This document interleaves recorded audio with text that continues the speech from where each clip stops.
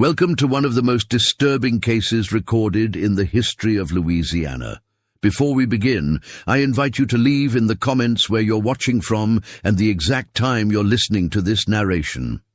We're interested to know how far and at what times of day or night these documented stories reach.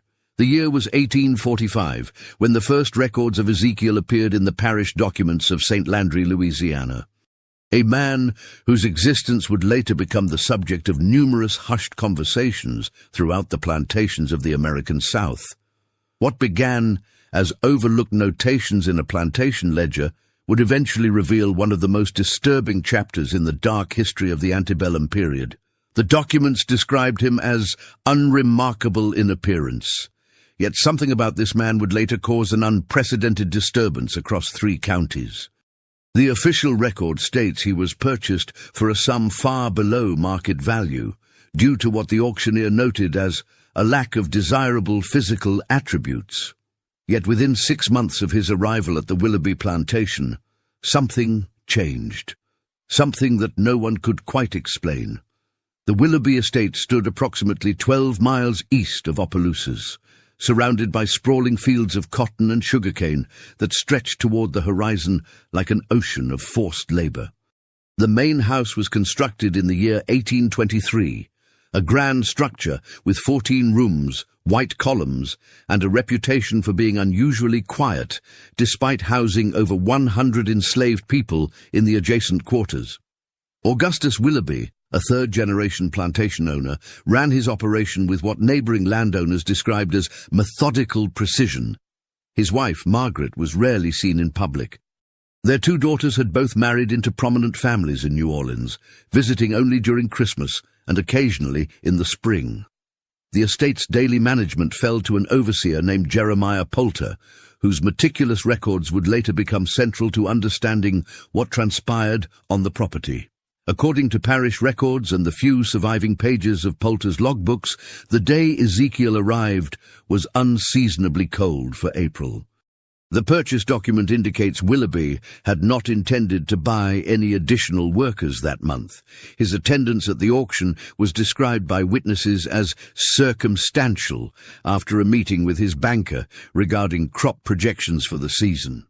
The transaction was recorded as almost an afterthought, with Ezekiel listed last among the day's purchases at a price significantly below others of similar age and physical condition. The first unusual notation appears in Poulter's records approximately 2 months after Ezekiel's arrival. A brief entry reads, "The new man E, assigned to field rotation, shows unexpected aptitude for repair work. Reassigned to maintenance of quarters." This reassignment, while seemingly insignificant, marked the beginning of what would become a disturbing pattern. Within weeks, Ezekiel had been moved again, this time to household duties, an extremely unusual position for a male worker who had initially been purchased for field labor. What makes this case particularly unsettling is not the reassignments themselves, but rather what plantation correspondence reveals happened afterward. Letters between Margaret Willoughby and her sister in Charleston mention a peculiar atmosphere that had developed in the house. In one letter dated July 3, 1845, Margaret writes, "There is something about the new house servant that creates an unusual stillness when he enters a room. Augustus insists he is exceptionally efficient, though I find myself uncomfortable in his presence for reasons I cannot articulate. Even Poulter seems affected by some quality about him that defies explanation." By September of that same year, Poulter's logbook shows that requests to borrow Ezekiel for work at neighboring plantations had become surprisingly frequent. The Belmont plantation, owned by the Claiborne family, appears most often in these requests, with Mrs. Eleanor Claiborne personally signing the loan documents on 4 separate occasions. What services he provided were never explicitly stated in the records, only that his presence was required for household matters. The winter of 1845 brought with it an unexpected development.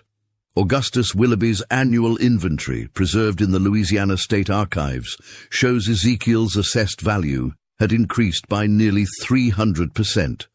No explanation for this dramatic revaluation was provided in the documentation.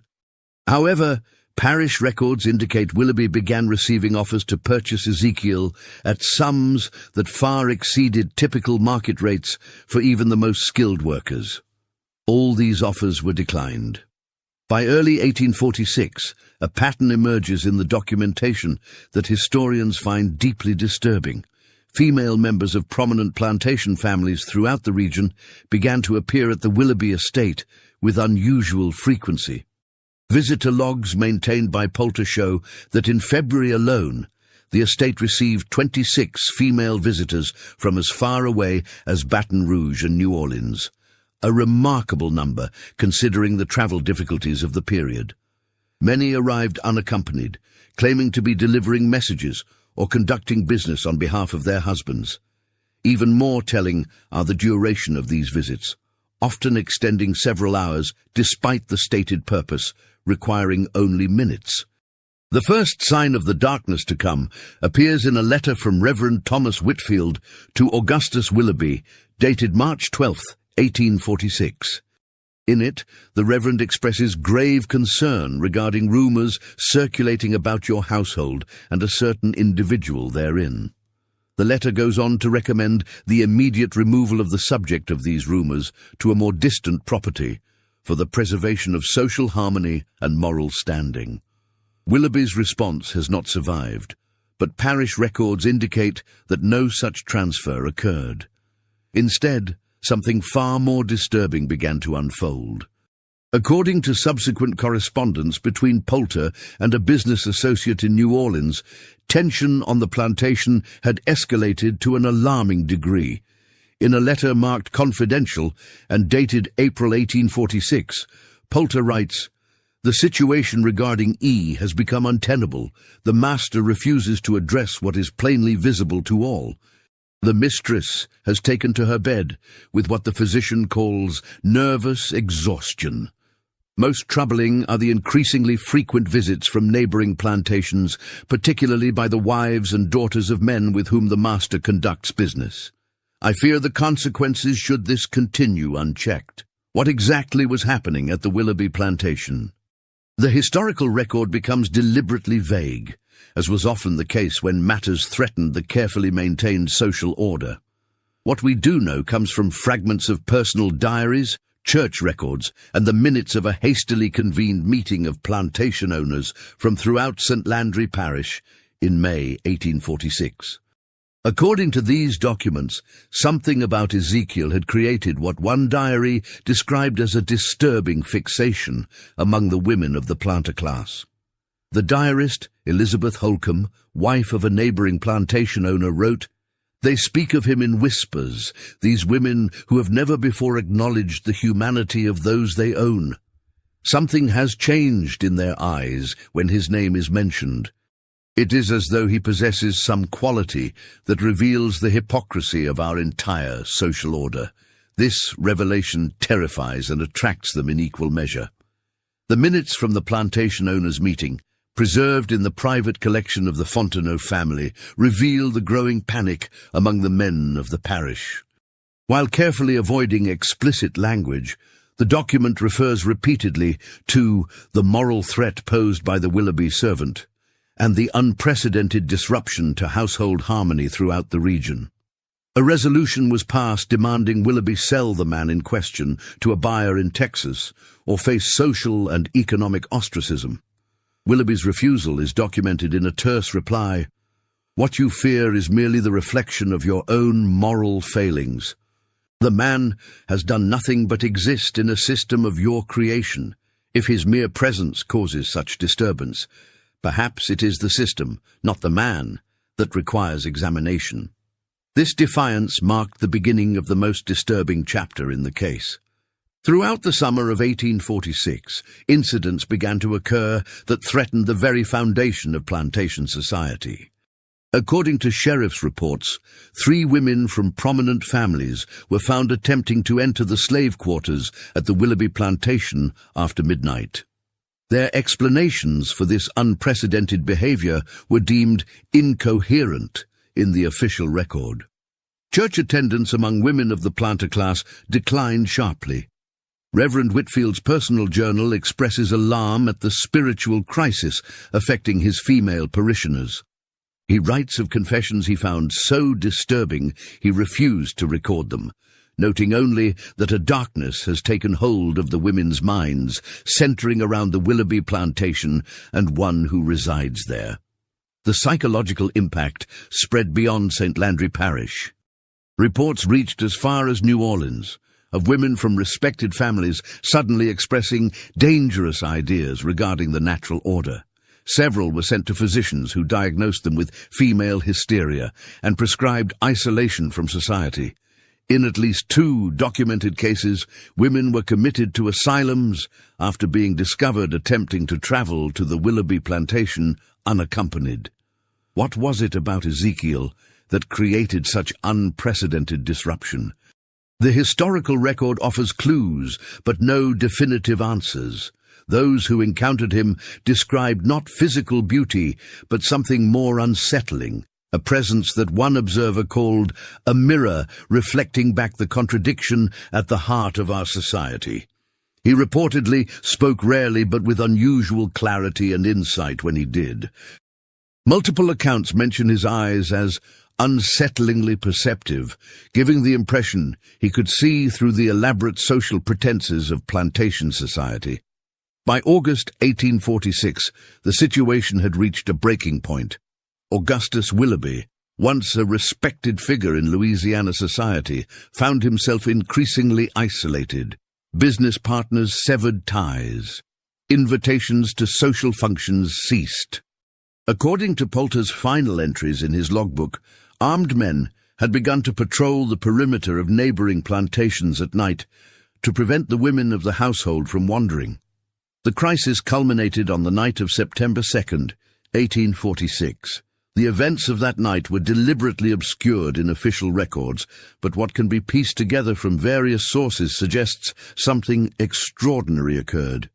According to a report filed by the parish sheriff, a group of approximately 30 women gathered at the edge of the Willoughby plantation shortly after midnight. They came from every major plantation in the parish, having apparently left their homes without detection. The report describes their behavior as trance-like, and notes that many were persons of high standing whose actions on this night stand in stark contrast to their previously unblemished character. What happened next is described in a sealed deposition given by Jeremiah Poulter in 1853, opened only after his death, as stipulated in his will. According to this account, the women approached not the main house, but the workers' quarters where Ezekiel was housed. When confronted by armed overseers from neighboring plantations who had followed them, the women refused to disperse. Poulter describes what followed as a confrontation that threatened to tear the very fabric of our society apart, not through violence, but through the sudden and complete rejection of its fundamental premises.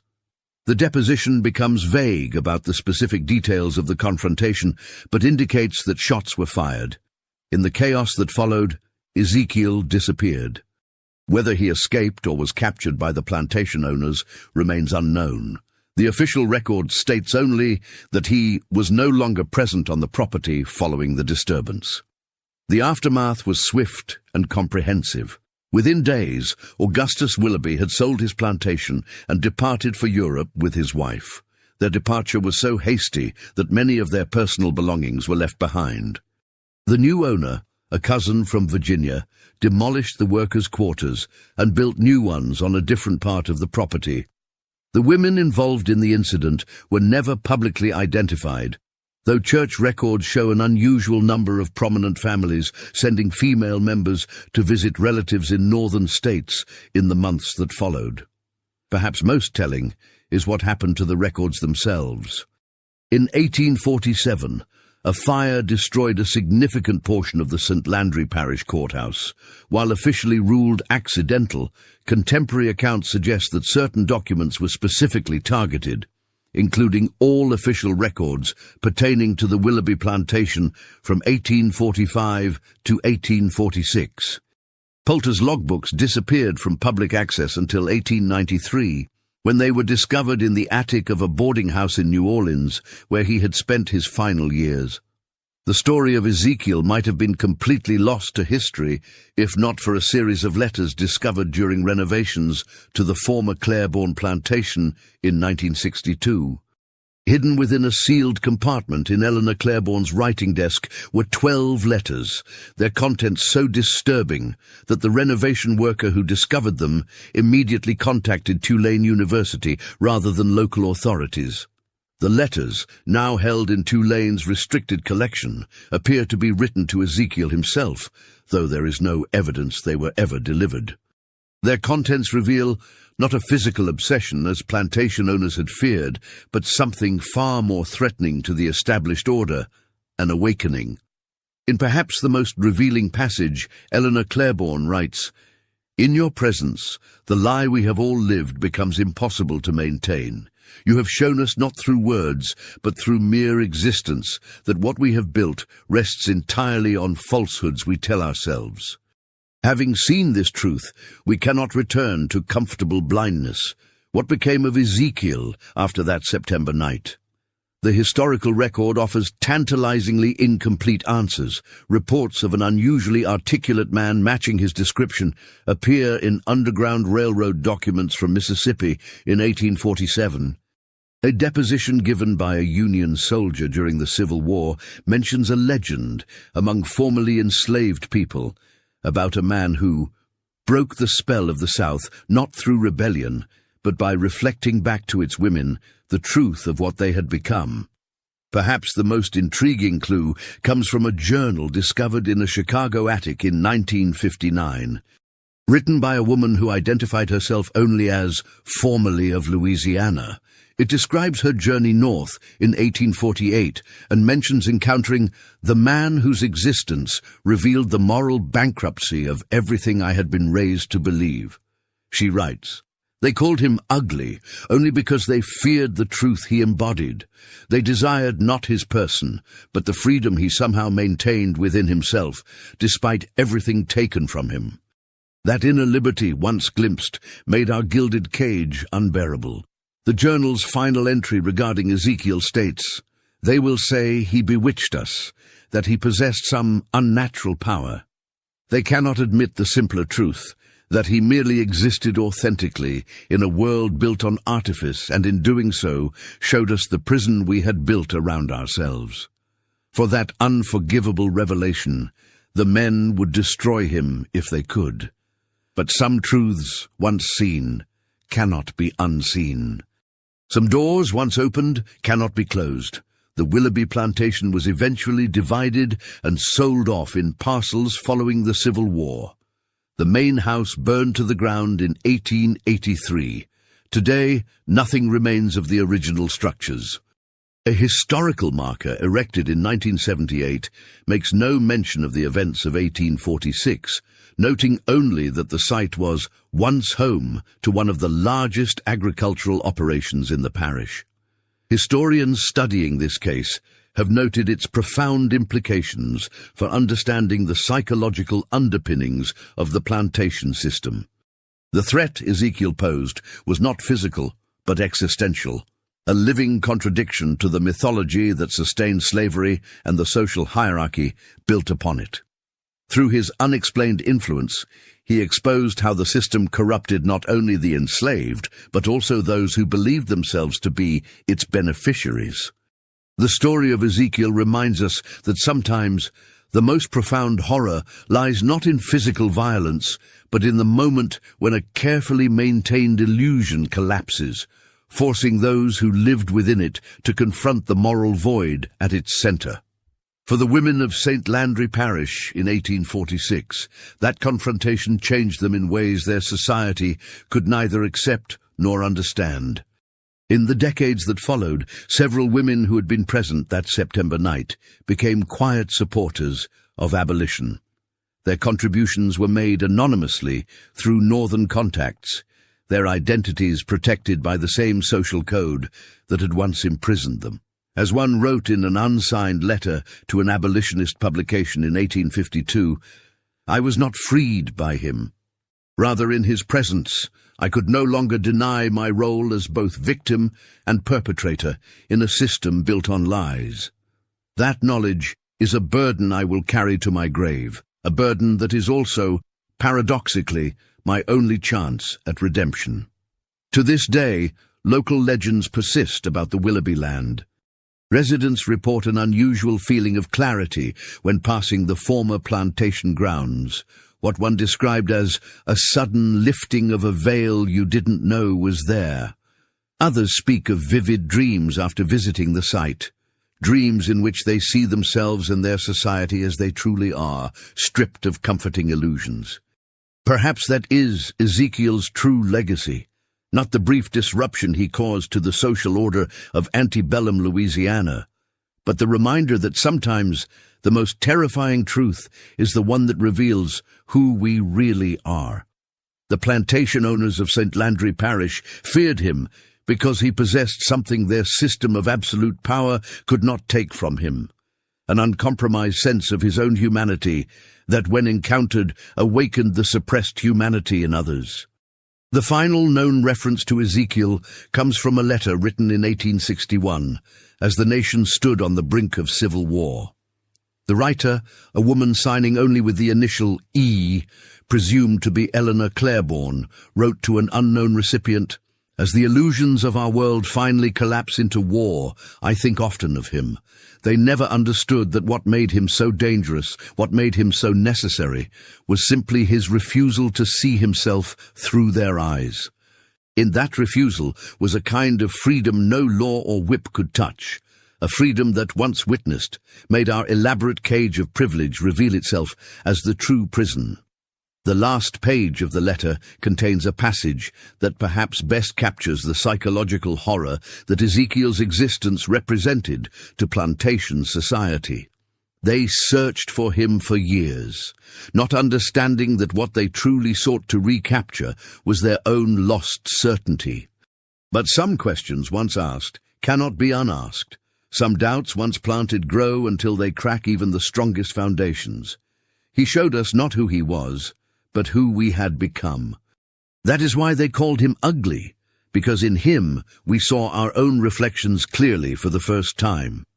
In 1959, during the height of the civil rights movement, an elderly woman claiming to be the granddaughter of someone present that night in 1846 gave an interview to a graduate student from Tulane. Her account adds one final disturbing detail to the story. According to family legend, in the years following Ezekiel's disappearance, dozens of women throughout the South reported dreams in which a man they had never met showed them their true faces, not as they appeared to others, but as they had become through their complicity in a monstrous system. Upon waking from these dreams, many were never quite the same. The student's professor discouraged publication of the interview, calling it unprovable folklore. The tape recording remained in university archives, largely forgotten, until a historian researching psychological resistance to slavery discovered it in 1968. By then the woman had passed away, taking with her any further details she might have possessed about one of the most psychologically complex and disturbing episodes in the history of the antebellum South. Today, the former Willoughby plantation is private farmland. Nothing remains to mark the events that transpired there.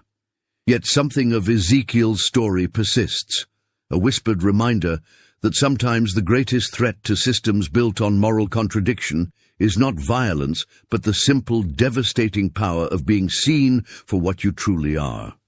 As one Louisiana folklorist noted in 1965, "The ghost that haunts the South is not the specter of defeat or lost grandeur.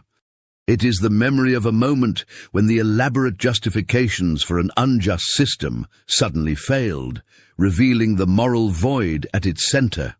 That moment of clarity, that is the true haunting from which we have never fully recovered." Perhaps the most unsettling aspect of Ezekiel's story is how thoroughly it was erased from official history.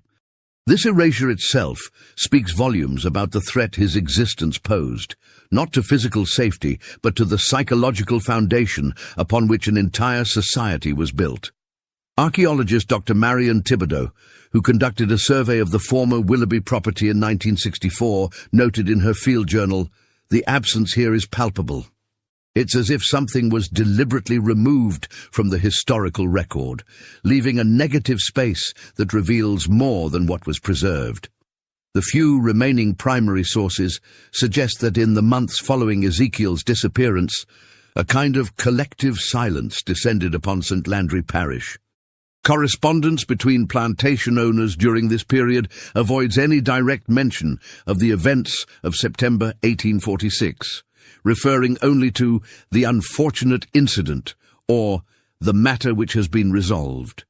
This deliberate obscuring of history reflects what historian Dr. James Whittaker describes as the particular horror of confronting a truth that undermines one's entire worldview, a psychological trauma from which many never recovered. Parish records from 1847 show an unusual pattern of property sales and relocations. Within 8 months of the incident, 11 plantation-owning families had either sold their holdings or transferred management to male relatives while relocating elsewhere. The official explanations ranged from health concerns to business opportunities in other states, but the timing suggests a deeper motivation. As one letter from the period obliquely states, some places become uninhabitable not through any physical change, but because one can no longer bear to look in the mirror each morning. The psychological aftermath extended far beyond those directly involved.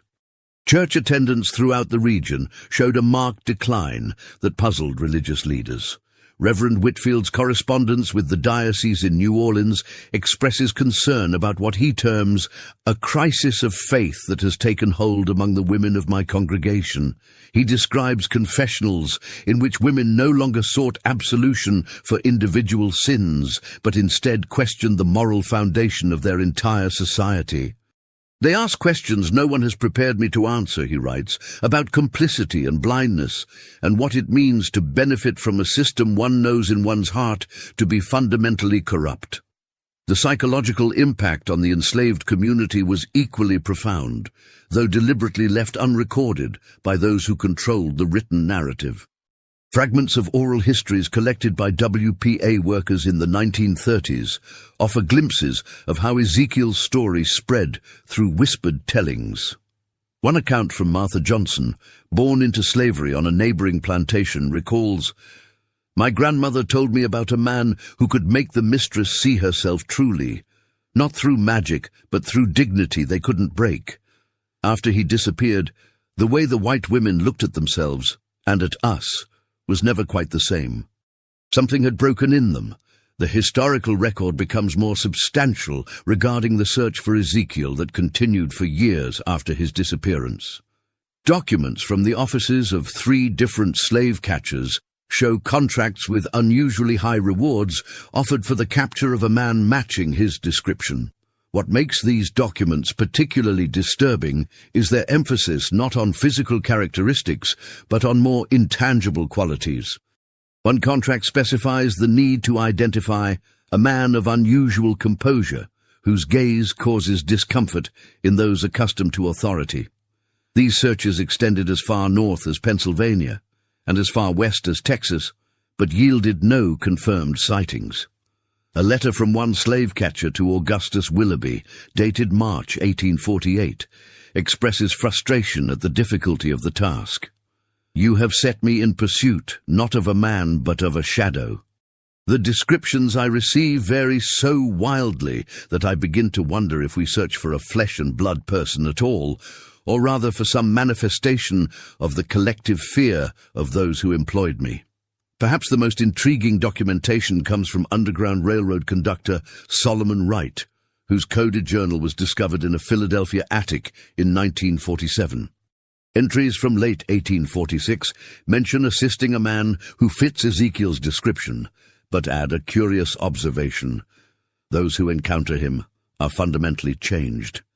It is as if he carries with him the ability to make people see the truth about themselves and their world, a gift more dangerous to the institution of slavery than any weapon. The psychological impact of Ezekiel's brief presence at the Willoughby plantation continued to reverberate through Louisiana society for decades. During the Civil War, when Union forces occupied the region, several officers recorded in their journals the strange stories still told about the former Willoughby property. One captain wrote in 1863, "The locals speak of a man who once resided here, who possessed no supernatural power, save the ability to make people, particularly women of the planter class, see themselves as they truly were." The horror this vision induced speaks volumes about the society they had built.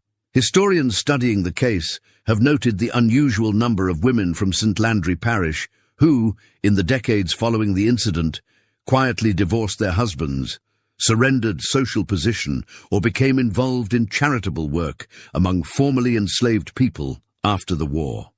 While never publicly acknowledging their connection to the events of 1846, personal diaries reveal a common thread, an awakening that made returning to their former lives impossible.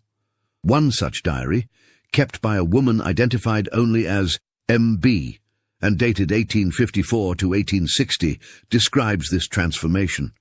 "What I saw that night, not in him, but reflected back from him about myself, cannot be undone. The comfortable blindness has been lifted. I see my hands and know what they have participated in. I see my fine things and know their true cost. This is a burden I will carry forever, but also my only path to redemption, if such a thing is still possible for me." The most complete account of Ezekiel's impact comes from Eleanor Claiborne, whose sealed memoir was discovered during the renovation of her former New Orleans residence in 1958. In it, she describes the psychological mechanism by which he so profoundly disturbed the plantation's social order. It was not that he possessed any unusual power. Rather, he maintained within himself something we had systematically destroyed in others, a complete and unassailable sense of his own humanity. In his eyes, I saw myself reflected not as I wished to be seen, but as I truly was. That vision was unbearable precisely because it was undeniable. She goes on to describe the night of September 2nd, 1846, in terms that historians have found particularly valuable for understanding the psychological dimensions of the case. "We gathered not out of some unnatural compulsion, but because we had individually reached the same unbearable realization that our lives were built on a foundation of moral corruption we could no longer deny." His presence had not created this knowledge, but merely made it impossible to suppress any longer. What the men feared was not that he would incite violence, but that he would make the elaborate fiction of our society impossible to maintain. The events of that night remain shrouded in deliberate obscurity. What is clear from the fragmented accounts is that shots were fired, though by whom and with what result varies across sources. What happened to Ezekiel in the chaos that followed has been the subject of intense historical debate. The official narrative, propagated by plantation owners, claimed he was killed while attempting to escape, a convenient conclusion that would have restored the social order. However, no body was ever produced, and multiple contradictory accounts emerged from the same night. Eleanor Claiborne's memoir offers perhaps the most tantalizing suggestion. What they could not understand was that he had already achieved something no bullet could undo. The truth, once seen, could not be unseen. The question that had been asked could not be unasked. They might remove the man, but the mirror he had held up remained, reflecting back our true faces whenever we dared to look. The historical record contains one final extraordinary document related to the case. In 1887, a letter was delivered to the Louisiana Historical Society from a man claiming to be Ezekiel himself, then living in Chicago under another name. The letter, verified by handwriting experts as consistent with the few known samples of his writing from Poulter's records, offers a perspective on the events that unfolded at the Willoughby plantation. What they feared was not me, but what I represented. The failure of their grand delusion. I did nothing but exist authentically in a world of performed lies. I spoke only truth in a society built on necessary falsehoods. That alone was enough to threaten the foundations of their world. They called me ugly because they needed to believe I was lesser. But in my eyes, they saw the truth, that their moral ugliness far exceeded any physical attribute they might assign to me. The women came that night not to possess me, but to be free of the prison they had helped create. Whether they found that freedom, I cannot say. I found mine.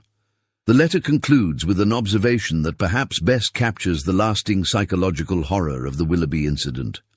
The true ghost that haunts the South is not any supernatural entity, but the moment of clarity when self-deception fails. That instant, when the elaborate justifications collapse and one must face the moral void at the center of one's life, that is the terror from which there is no escape. Psychological studies of the plantation system conducted in the late 20th century have used the Ezekiel case to illustrate how systems of oppression damage not only the oppressed, but also the oppressors themselves. Dr. Elaine Richardson's 1983 analysis, The Psychological Architecture of Slavery, describes what she terms the Willoughby phenomenon, the moment when a carefully constructed worldview collapses under the weight of its own moral contradictions. What made Ezekiel so dangerous, she writes, was not any action he took, but his very existence as a complete human being who could not be reduced to the category assigned to him. By maintaining his essential humanity in a system designed to strip it away, he created a cognitive dissonance that those around him could resolve only through profound psychological crisis. The former Willoughby plantation changed hands numerous times in the decades following the Civil War. By 1920, the main house had fallen into disrepair and was eventually demolished. The land was divided and sold to various farmers, none of whom were aware of its historical significance. Archaeological surveys conducted in the 1960s found few remaining physical traces of the original structures. Time and deliberate erasure had removed almost all evidence of what had occurred there, yet something of the story persisted in local memory. Residents reported unusual sensations when passing certain portions of the former plantation grounds.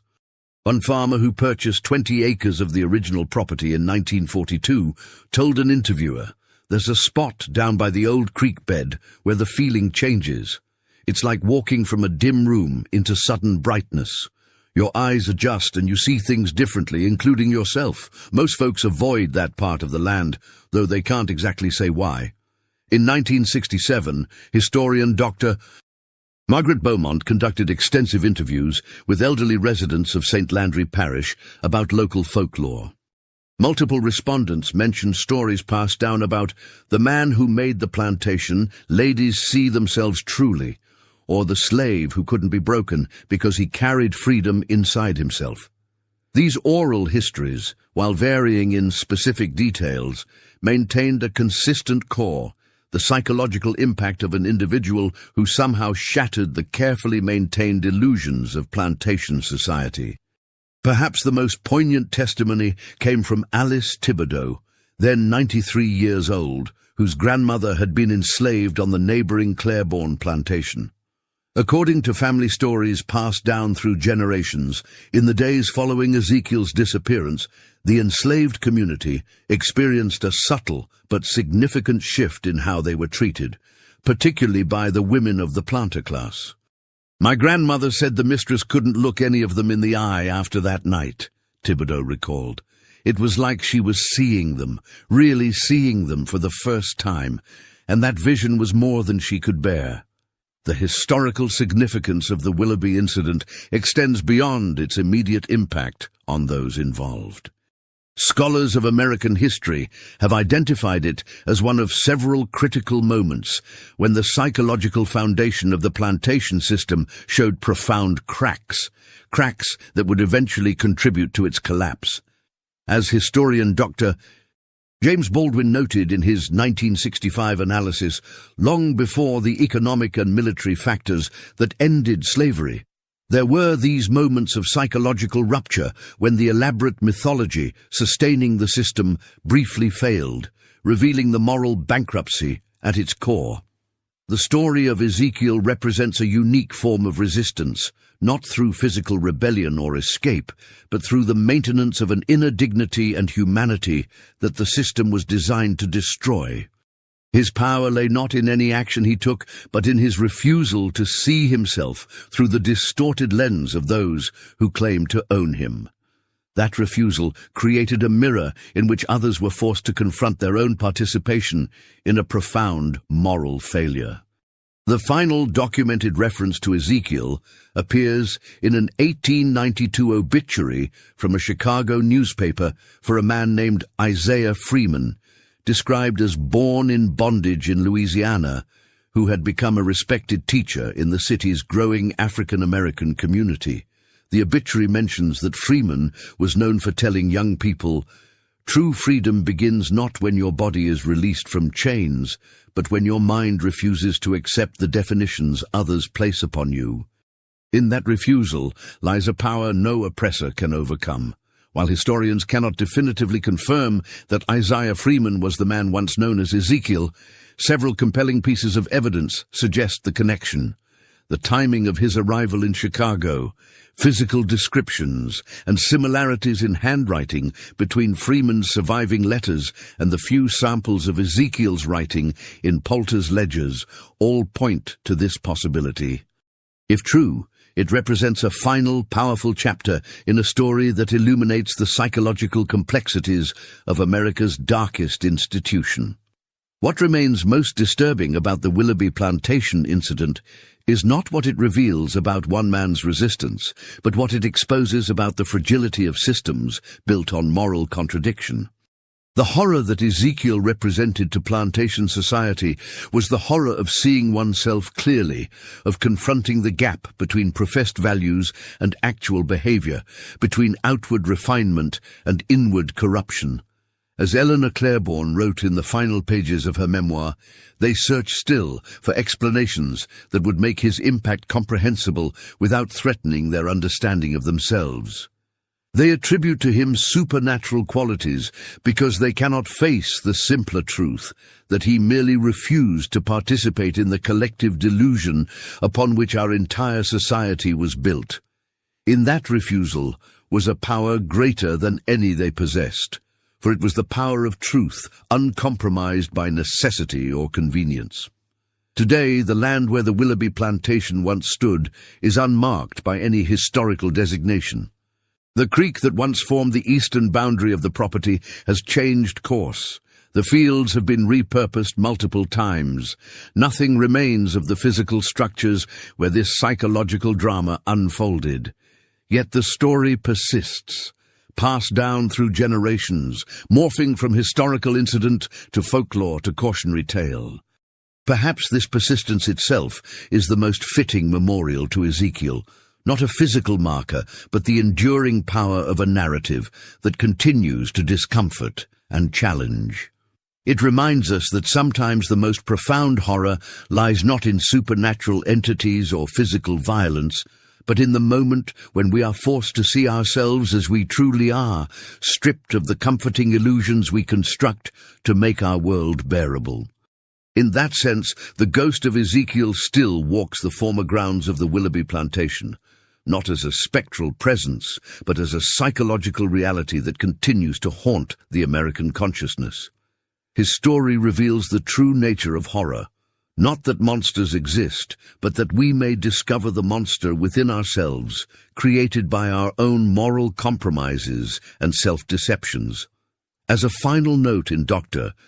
Beaumont's 1967 Field Journal observes, "What haunts this land is not the conventional ghost of folklore, but the memory of a moment when an entire social order glimpsed its own reflection unfiltered by self-serving mythology. That vision was so unbearable that those who experienced it spent the rest of their lives trying either to forget what they had seen or to atone for it. In either case, they were fundamentally changed by the encounter, marked by a knowledge that once gained could never be unlearned. Perhaps that is Ezekiel's true legacy, not as a figure of supernatural influence, but as a catalyst for the most terrifying human experience of all, The moment when the comfortable lies we tell ourselves fall away, and we stand exposed before the unforgiving mirror of truth.